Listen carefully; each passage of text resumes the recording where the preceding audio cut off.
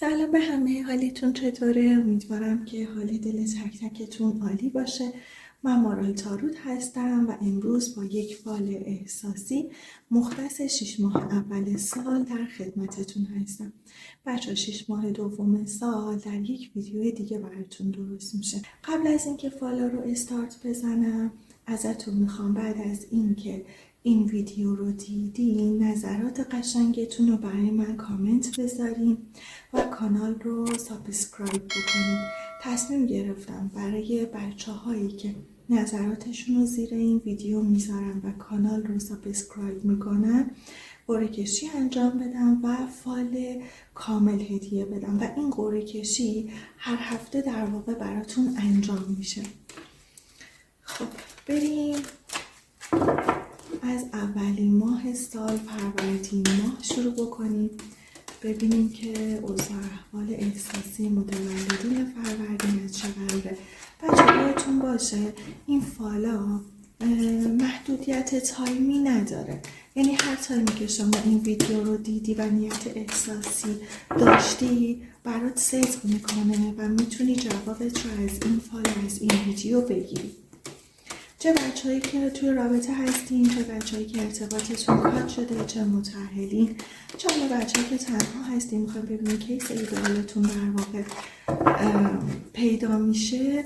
این شامل حال همتون میشه، هیچ محدودیتی این فال از لحاظ احساسی براتون نداره و حتی از لحاظ جنسیتی چه خانم باشین چه آقا هیچ فرقی نمیکنه. خب بریم برای متولدین فروردین ببینیم که فروردین ماهی عزیز اوضاع احوال احساسی در چه قراره و اینکه چه اتفاقاتی برات در راه است. فروردین ماهی داره بهت میگه اگر توی رابطه احساسی هستی و این رابطه یه ذره کشمکش توش ایجاد شده، مطمئن باشین کشمکش از بین میره، هرج و مرج ها توی روابط احساسی از بین میره و شما 100% به یه تعادل و نظم و هماهنگی تو رابطه احساسی میرسی.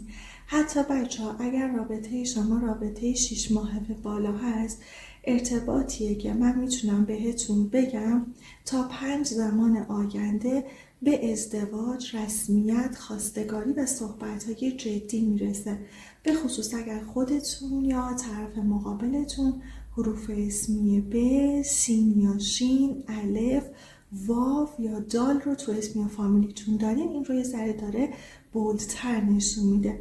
از طرفی هم میگه اگر تو هیچ رابطه ای نیستین، با شخصی وارد یک رابطه احساسی میشین از همین آذر ماه تا اردیبهشت ماه سال آینده که این رابطه میتونه رابطه باب میلتون باشه و در واقع رابطه ای باشه که خیلی طبق عرف براتون پیش میره، یه رابطه سالم و استانداردی و شما رو راضی نگه میداره.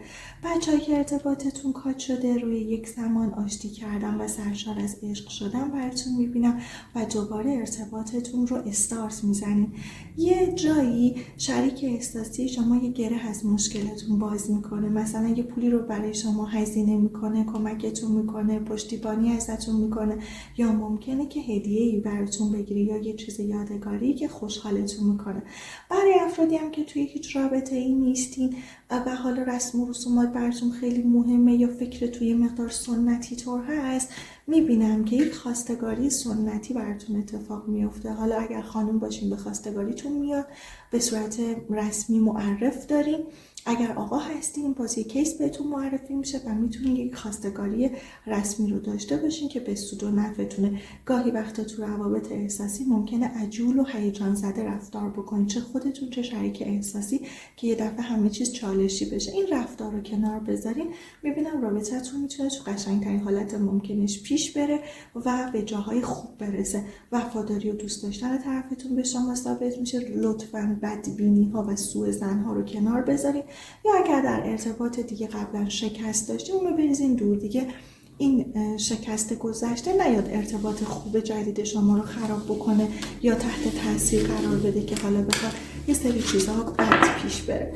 خب بریم برای متولدین اردیبهشت ماه عزیز ببینیم که اوضاع احوال احساسی متولدین اردیبهشتمون از چه قراره و چه اتفاقاتی براشون در راه است.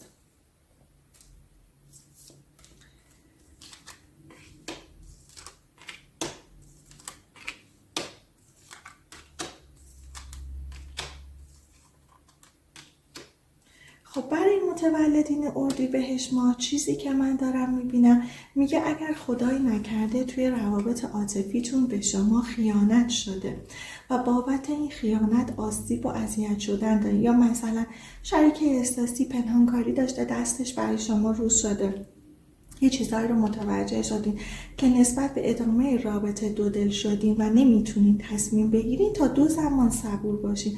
بعد از 2 زمان میبینم مسائلی برای شما روشن میشه، یا حالا تکلیفتون به صورت جدی با خودتون مشخص میشه، میتونین بهترین تصمیم بگیرین که این بهترین تصمیم برای شما همراه با قدرت هستش. قدرتمندی رو دارم میبینم. بعد از یه دوره با خودتون کلنجار رفتن در ارتباط با رابطه‌ای که یک مقدار ضعف داره، میتونین بهترین تصمیم رو بگیرین و این براتون عالیه. حالا یه سریاتون ممکنه به خاطر خیانت، دروغ، دو به هم زنی یا حالا رو راست نبودن و پنهانکاری داشتن کلا تصمیم بگیرین یه رابطه‌ای رو بذارین کنار. حالا چه رابطه‌ای باشه که حالت دوست دختر دوست پسری داره، چه رابطه ازدواجی باشه که بخواد توش طلاق اتفاق بیفته. خیلیاتون هم ممکنه اینطور باشه که در واقع بخواین جدی‌تر با طرف مقابل رفتار بکنین که ازش بخواین که اصلاح رفتار داشته باشه و بعد ارتباط رو باهاش ادامه بدین.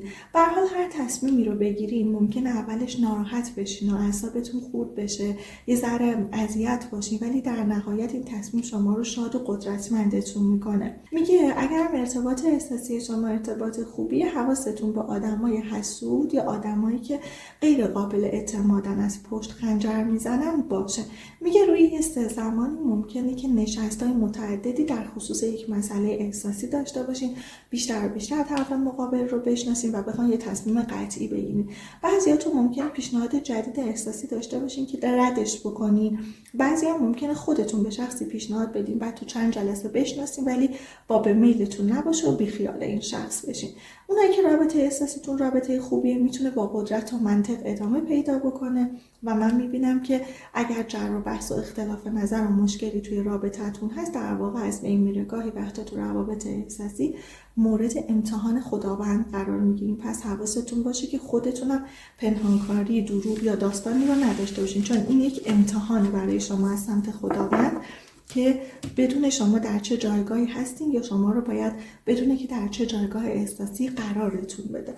خب بریم برای متولدین خرداد عزیز، ببینیم که اوضاع احوال متولدین خرداد از چه قراره.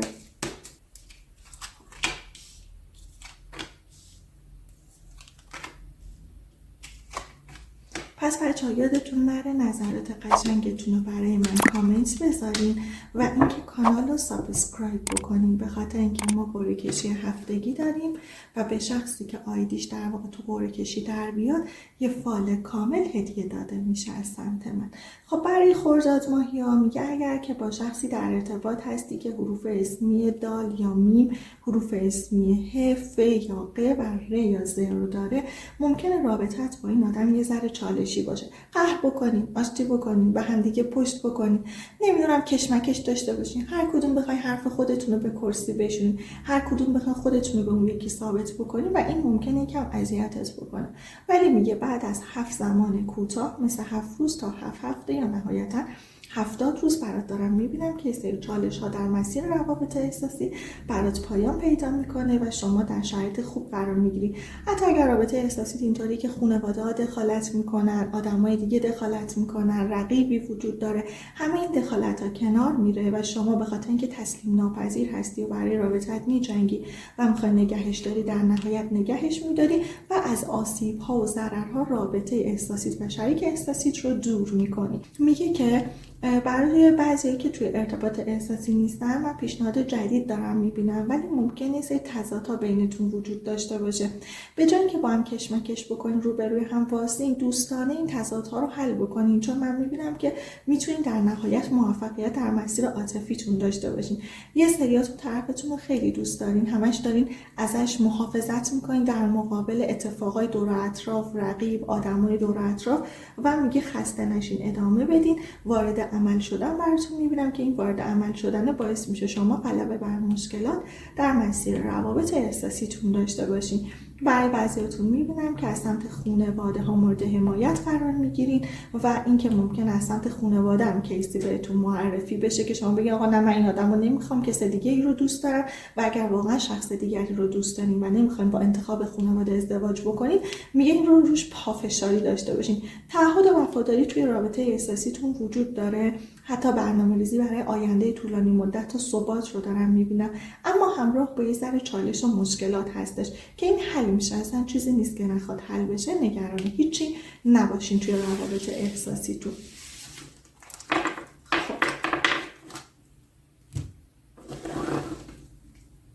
بریم برای متولدین تیر عزیز، ببینیم اوضاع احوال متولدین تیر ماهمون از چه قراره از لحاظ احساسی و چه اتفاقاتی برای تیر ماهیمون در راهه.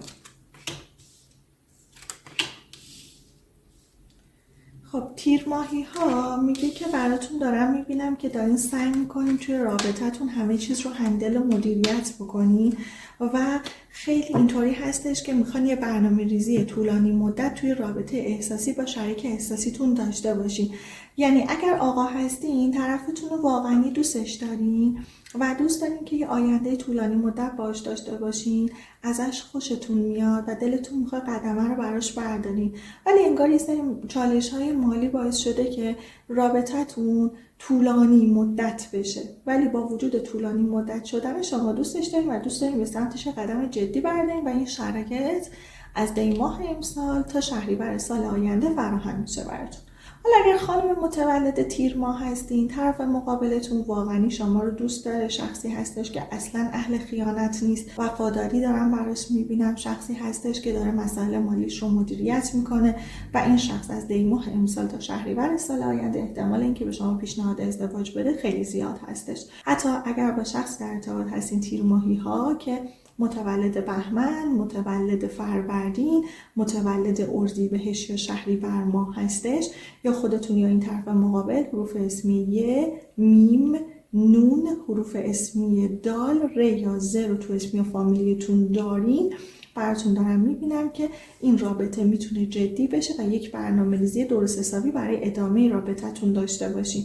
حالا اگر کات هستین که خود طرف مقابل میاد سمت شما، ممکنه یه ذره تند زبونی شما داشته باشی یا طرف مقابل داشته باشه، ولی هیچی تو دلتون نیست و به هم برمیگردین و دوباره اوضاع رابطتون با هم اوکی میشه. اگر تنها هستین، پیشنهاد جدید از یک آقا یا از یک خانمی میبینم که خیلی آدمی که خودش تکلیفش با خودش معلومه، خیلی آدم محتاطیه، ریسک نمیکنه، آهسته و پیوسته قدمشو برمیداره، روی تصمیماتی که میگیره تکلیفش مشخصه، آدمی هستش که جدیه، یا تصمیمی نمیگیره یا بگیره تا آخر پای اون تصمیم وامیسته، یا قولی نمیده یا اگر قول بده تا آخر پای اون وامیسته. با همچین شخصی آشنا شدن دارین یا توی رابطه قرار گرفتن دارین که میتونه ارتباطتون رو تو شرایط خوبی قرار بده.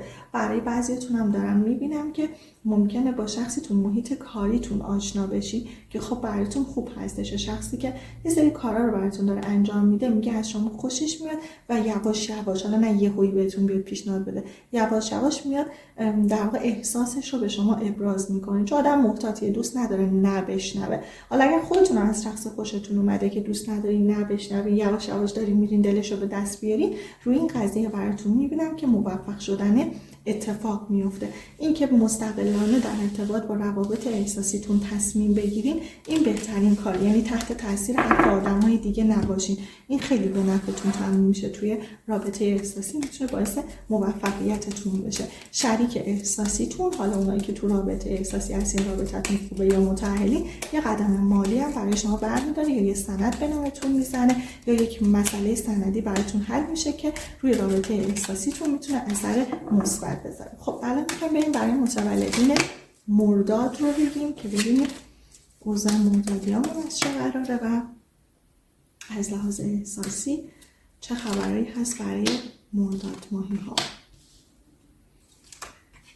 خب مرداد ماهی ها میگه اگر رابطه احساسی داشتین که رابطه خوبی بوده و یهو سقوط کرده، یعنی اصلا همه چی خوب بوده یهو همه چی به هم ریخته تو رابطه احساسی، همش منتظرین که طرفتون به سمت شما قدم برداره، که تکلیفی از شما مشخص بکنه و از طرفی نمیدونین که خودتون برین جلو یا اجازه بدین ایشون بیاد جلو. میگه نگران نباش، روی 2 زمان میبینم شرایطت درست میشه، طرفت خودش قدم برمیداره به سمت، به خصوص اگر خانوم باشی طرف مقابل دوست داره ارتباط عشقی احساسیشو با شما ادامه بده و مکالمات عاشقونه و دیدار احساسی رو دارم میبینم.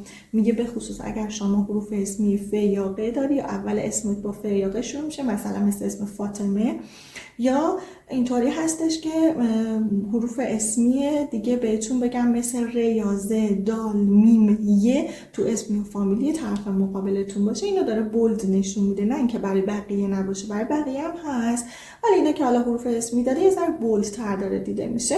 من میبینم که طرفتون به هر حال قدم‌های خوبی رو برمی‌داره. پس اگر رابطه یهویی سقوط کرده، اختلافی ایجاد شده، شکستی رو یهو تجربه کردین که غیر منتظره و شوکه کننده بوده، طرف مقابلتون به سمت شما برمیگرده و تکلیفش رو با شما مشخص میکنه.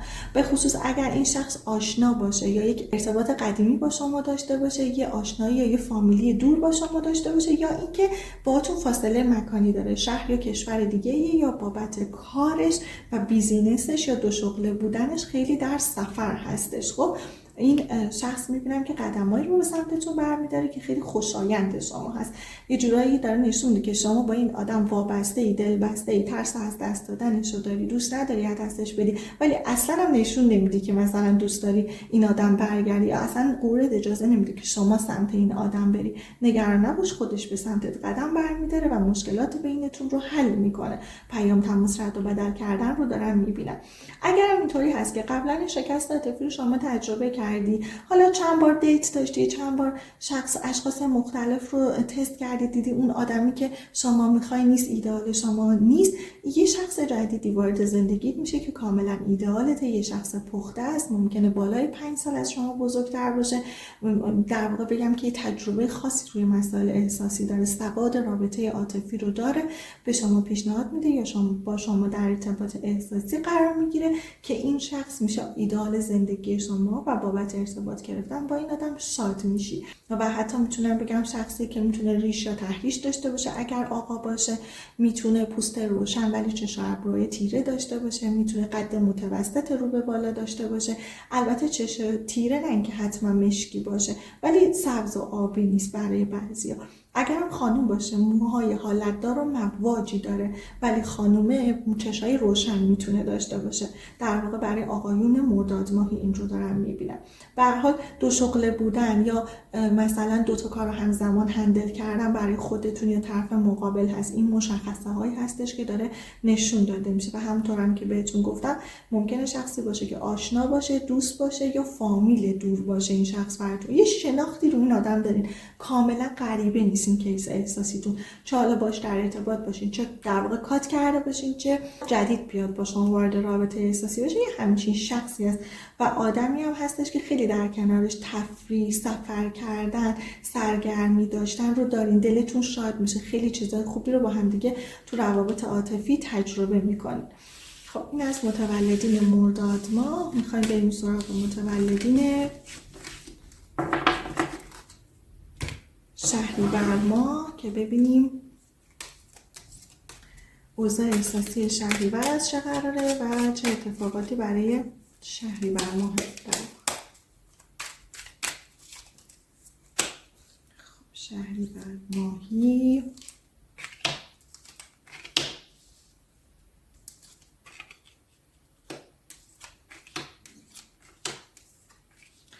خب شهریور ماهی عزیز من، چیزی که توی فالت دارم میبینم میگه اگر تو رابطه احساسی خوبی هستی سعی بکن که این رابطه رو حفظش بکنی. اگر از دستش بدی پشیمون میشی، ناراحت میشی، حتی خودت رو سرزنش میکنی که چرا قدر این رابطه رو ندونستم و این ارتباط به بنبست برده. پس حواست باش و به خاطر حرف آدمای دیگه رابطت رو تحت فشار و تحت تاثیر قرار نده.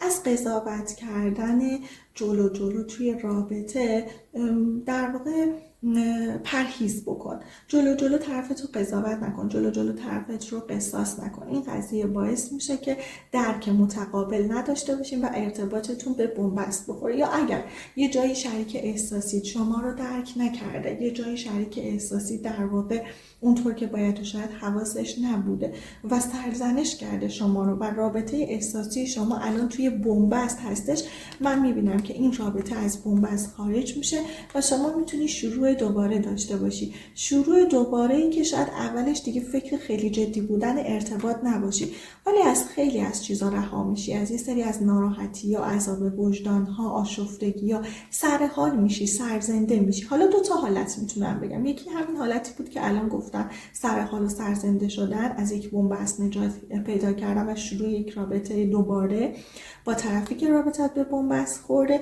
یه حالت دیگه هم میتونه اینطور باشه که یه سریاتون اصلا یه رابطه ای رو میبوسین، میذارین کنار و رها میشین، مجرد میشین، آزاد میشین و این آزادی روحیتون اصلا عوض میکنه. میگین وای چقدر اون رابطه مثلا سمی بود، چه خوب شد که از اون رابطه اومدم بیرون. میگه به خصوص که اگر خودتون یا طرف مقابل حروف اسمی که یا گ، حروف اسمی ج، ه، میم یا دال رو تو اسم فامیلیتون داشته باشین، این میتونه یه ذره بولتر باشه یا حتی الف رو اینجا که من دارم میبینم. میگه که اگر هم شخصی در حقتون بدی کرده، حالا پشیمون به سمت شما برمیگرده، ولی اینطوری نیست که بگم میاد اشتباهش رو جبران بکنه. هنوزم همون آدم سطحی نگر و بیخیال گذشته هستش. ممکنه برگرده دوباره باهاتون ارتباط بگیره، ولی میگه این آدمو زیاد جدی نگیرینش. میگه اگر متأهل هستین و قصد بارداری دارین، این شرط بارداری براتون فراهم میشه با همسر و صاحب فرزند پسر شدن دارین که باعث خوشحالی خودتون و همسرتون میشه و زندگیتون رو در واقع شادتر میکنه. میگه در کنار کیس احساسی بعضیا یه سفر میرین که حال دلتون خوب میشه، بعضیا ممکنه یه کار جدید زیبایی رو خودتون انجام بدین در کنار کیس احساسی که بازم اینم حال دلتون رو خوب میکنه. از نظر کیس احساسی شما، این برای اونایی که ارتباطشون خوبه، شما خیلی زیبا هستین، زیبا، قدرتمند، مستقل و شخصی شما رو میبینه که فکر و افکارتون به درستی در زمینه مسائل احساسی، زندگی و کاری مالیتون پیش میره و در کنار شما این شخص احساس قدرت داره. اگر تنها هستین ممکنه پیشنهاد جدید احساسی داشته باشین، اما طرف مقابلتون رو زیاد جدی نگیرین، چون ممکنه بیشتر برای وقت گذرونی در حال بخواد که با شما ارتباط بگیره. اینم از فال متولدین شهریور عزیز. ممنونم از اینکه تا به اینجای ویدیو با من همراه بودین. یادتون نره پس کامنت های قشنگتون رو برام بذارین، نظرات قشنگتون در واقع کامنت بکنین، سابسکرایب کردن یادتون نره که بتونید انشالله فال کامل رو هدیه بگیرین. تا ویدیو بعدی به خدای بزرگ میسپارمتون.